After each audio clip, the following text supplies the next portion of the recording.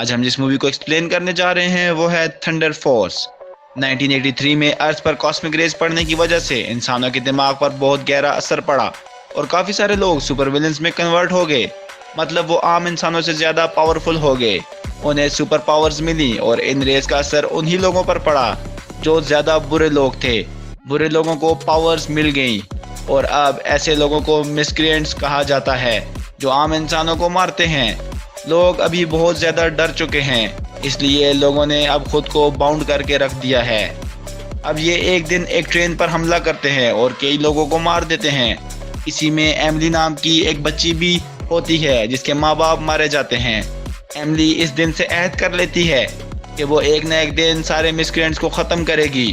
اب اس کی زندگی بدل رہی ہے۔ اب وہ نہ کسی سے بات کرتی ہے اور نہ ہی کسی چائلڈ ایکٹیویٹی میں انوالو ہے، بلکہ وہ صرف مسکرینٹس کو ختم کرنے کے طریقے سرچ کرتی ہے۔ ایملی اپنی کلاس میں سب سے انٹیلیجنٹ بچی ہوتی ہے، اسے سب ٹیچرز پسند کرتے ہیں، لیکن اس کے کلاس میٹس اس سے جیلس ہوتے ہیں اور اکثر اسے بلی بھی کرتے ہیں۔ ایک دن ایک کلاس میٹ اسے دھکا دے کر نیچے گرا دیتا ہے۔ وہاں اس کی ایک فرینڈ لیڈیا آتی ہے، وہ اس لڑکے کو پنچ مار کر گراتی ہے اور ایملی کو اٹھا کر ساتھ لے جاتی ہے۔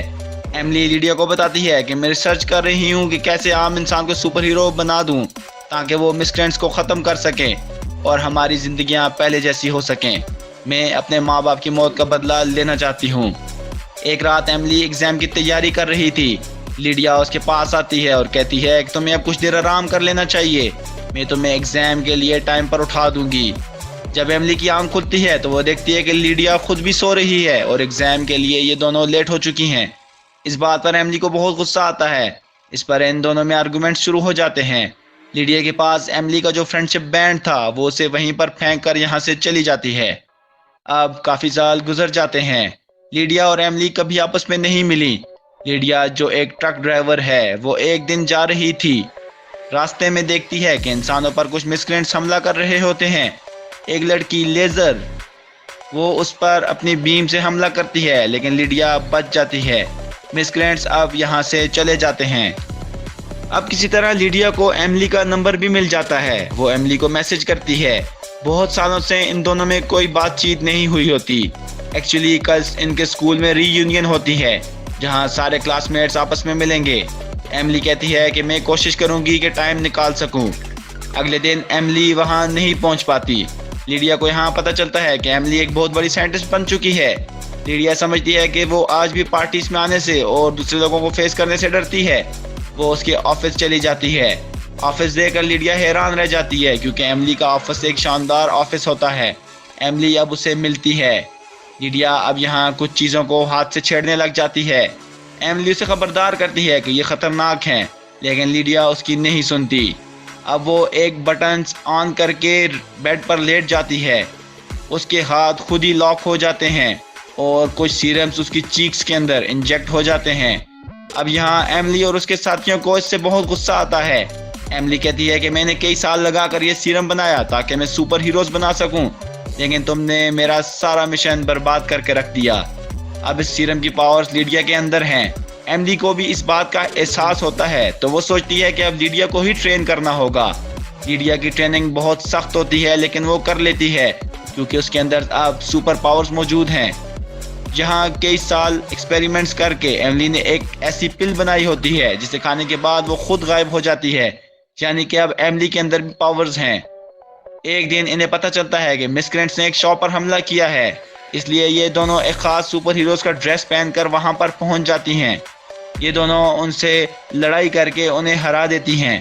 یہاں ایک عجیب ہاتھوں والا مسکرینٹس آتا ہے جسے دیکھ کر لیڈیا اٹریکٹ ہو جاتی ہے۔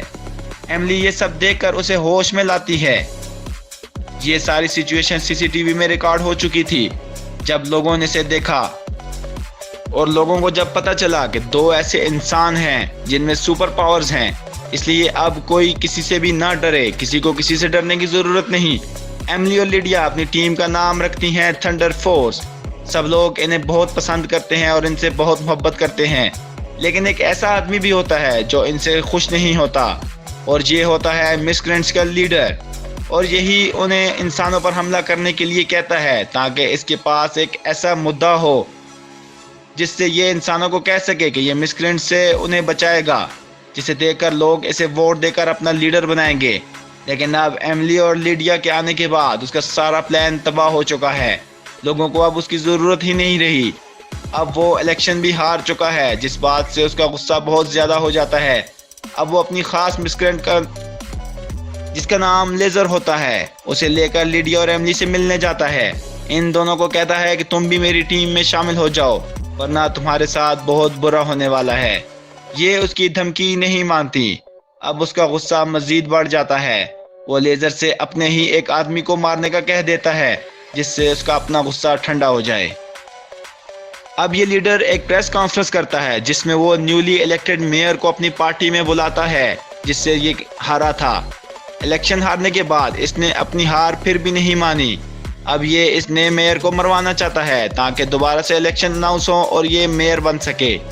दूसरी तरफ लिडिया और जेरी डेट पर एक रेस्टोरेंट में मौजूद होते हैं। जेरी वही मिस्क्रेंट है जो कि शॉप में लिडिया को मिला था, जिसके अजीब से हाथ होते हैं।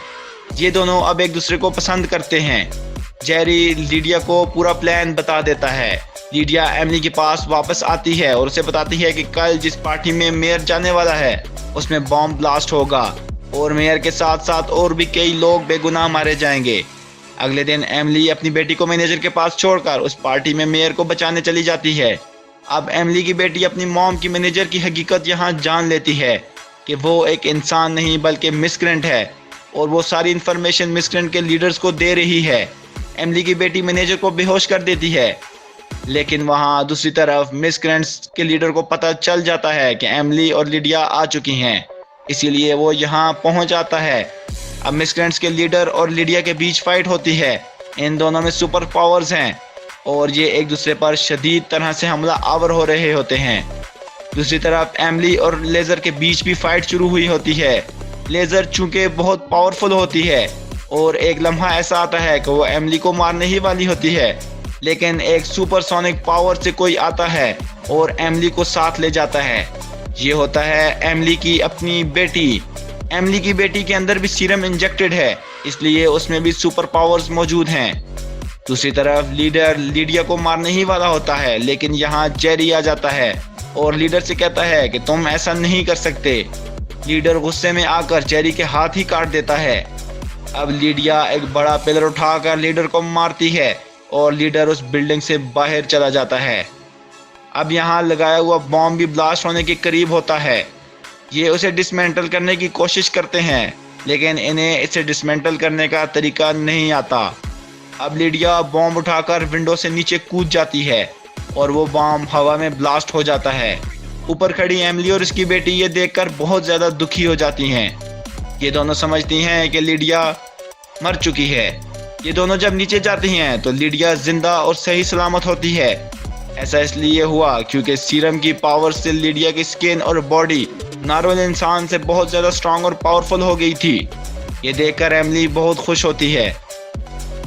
अब लिडिया और जेरी एक साथ रहने लगते हैं। जेरी के हाथ जो कि उसके लीडर ने काट दिए थे, वो अब दोबारा से रीबर्थ हो रहे होते हैं। इसी के साथ ये मूवी ख़त्म हो जाती है। Thank you for watching.